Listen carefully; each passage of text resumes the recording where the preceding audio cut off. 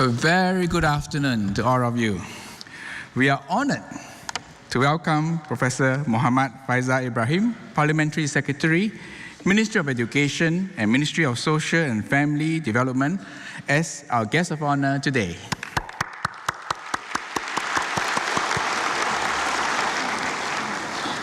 Ms. Chang Lai Fang, Permanent Secretary, Education, Ministry of Education and Chairperson, NIE Council.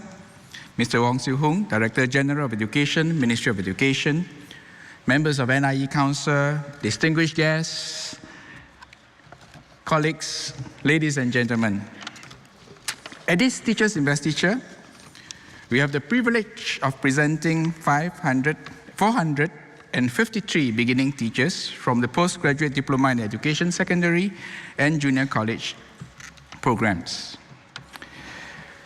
This ceremony is about each and every one of you entering into this teaching profession officially. And we are very proud of you, especially the fact that all of you are going into the secondary and the junior colleges.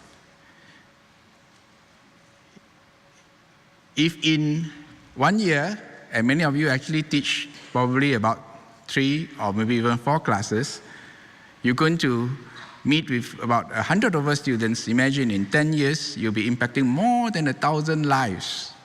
So you are entering into an awesome responsibility. But indeed, we are so glad to see the enthusiasm and the readiness to enter into your profession. And so I want to offer to you my heartiest congratulations. Today we are gathered here to celebrate your success and your choice of these very noble professions. So colleagues and friends, please join me in a round of applause to celebrate the newest members of our teaching fraternity.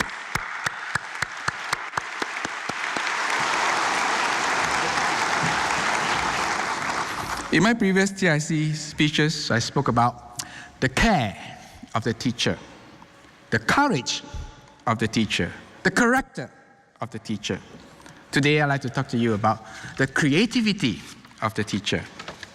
In today's highly complex global environment and changing demographics, the teachers really have to exercise great creativity in dealing with our students and in the classroom. When I started my teaching like you, I realized that teaching is a profession that calls for a lot of generation of new ideas. For example, when you are teaching a class of students that are already quite good in the subject and really interested in the topic, you really have to inspire them and bring them to see the deeper aspects of the subjects. So for example, if you are teaching electromagnetism, I would have to read and find out and then talk about Michael Faraday and how he discovered electromagnetism. And if you are teaching mathematics, when you talk about Pascal triangle, and you want to tell them about the story of what goes behind, of how Pascal, in his enthusiasm and in his quest, search for knowledge. And then when I had to teach students that are more challenging in the normal stream, for example, you find that you need a lot of creativity of how to bring the students to be with you. How do you win them over? So teaching is a very creative profession. The efforts you put into innovating, creating, and customizing will impact the students and cause them to see how much you really care for them. This year, actually, we had the Caring Awards ceremony. And in fact, our guest of honor was very generous to be there to grace the occasion. And I was very heartened that there were more than 1,100 nominations coming from 234 schools. And these nominations were from students and their parents. So it shows that the public, the society, they respect the teaching profession. Students are prepared to nominate the good work of teachers. So this augurs well for us in the teaching profession. We all know that when you talk to these caring teachers, the things that characterize them is that they all always go beyond the core of duty, and they always have the well-being of the student, the individual students, at the heart of all their engagement. A creative teacher knows that the best learning experience that you can create for your students don't come just from a ready-made lesson plan, or for that matter, a ready resource package. You have to think through. You got to generate and customize each of these lessons to meet actually each different class. Sometimes we come across students that are a little bit difficult. For example, I'm sure you all encountered students that you felt that perhaps lack a sense of respect for authority. And you got to find ways, how do I reach out to these students? How do I talk to them? And you realize that sometimes the reason the students behave in a certain way is because of their background. They may have come from a somewhat disadvantaged background. So how do you bring them over? You don't just talk to them about, oh, you must respect authority. You converse with them, and you help them to see that, oh, yeah, authority is for our protection, right? And then sometimes you find that kids lack responsible behaviors of accountability. And you don't just give instructions to them, right? Now, you got to do this or you got to do that. But you're trying to win them over, right? And help them to see that, yeah, you got to build trust, right? That's why you got to be accountable, right? And all of this calls for your thinking of these individual students and all the time generating ways and means of dealing with them. And that is actually quite a fun thing to do, right? So it calls for creativity. But sometimes we fail. Sometimes we fail, whether it be in the pedagogy or even in dealing with the students. But my encouragement to you is keep trying, right? Because it calls for several iterations before sometimes you learn to get it right. So it calls for what I call a special grit and resilience from you. In his book, Thinking Fast and Slow, psychologist and Nobel Prize winner Daniel Kahneman says that actually when we think, there are two kinds of systems operating in us. One, he called it the fast system, that is intuitive and emotional. And the other, he called it the slow system, which is the deliberate and the logical system. So experts, you find that they are able to do things fast and also more efficiently and more successfully. Whereas novices, we take a longer time. But sometimes we often thought that experts can do things so well because it is primarily intuitive. So when we see the principal master teachers teach, I always love to enjoy to hear some of our principal master teachers. It's just so superb. But let me tell you that the expertise come about from years of slow thinking through in all the actions that they did. So I would encourage you to have this goal of growing towards your expertise, growing to become an expert teacher, and understanding that this takes time. And we need to constantly have what I would call the fire in you, F-I-R-E, right? In the classroom, you got to act fast. You got to act intuitively and inspirationally, right? And you got to respond to the students. So you have a difficult question asked, or you have a situation, you can't say, oh, wait. You got to act fast, right? And you got to feel it. The E, right?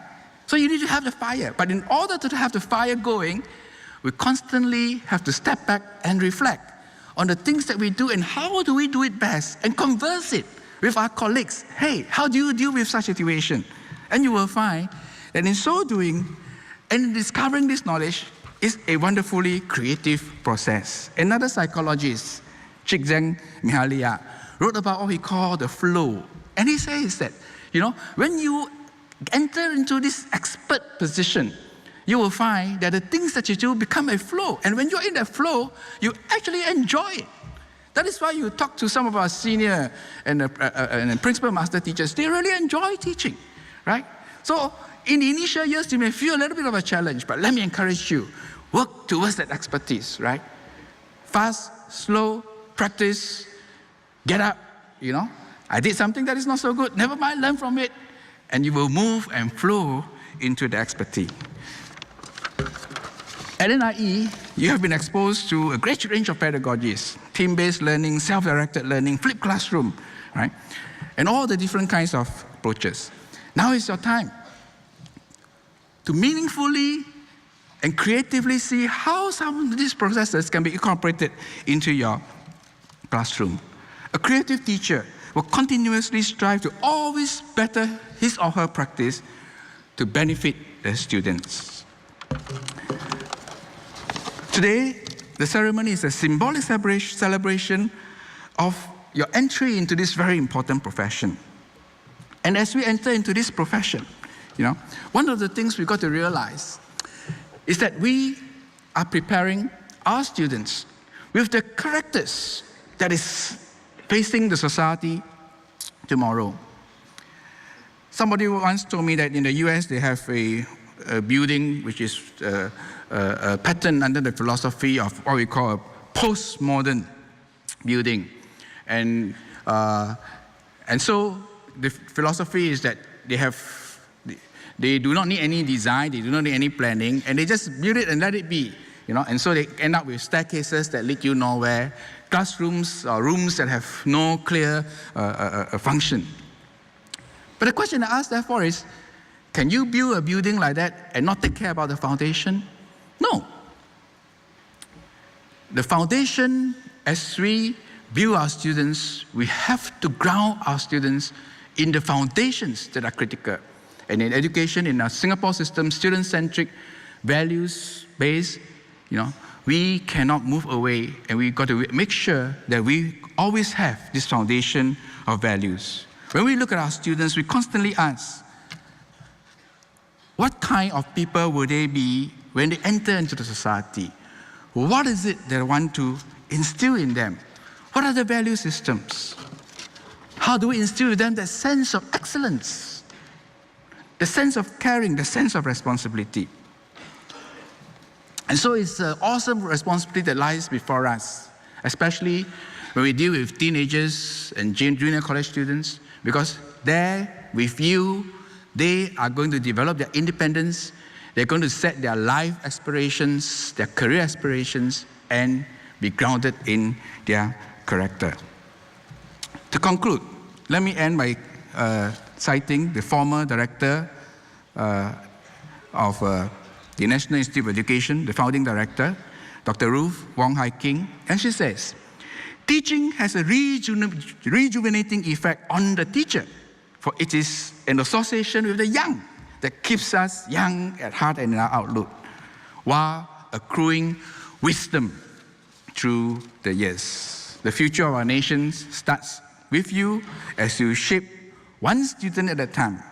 And I wish you all the very best in this journey. Thank you.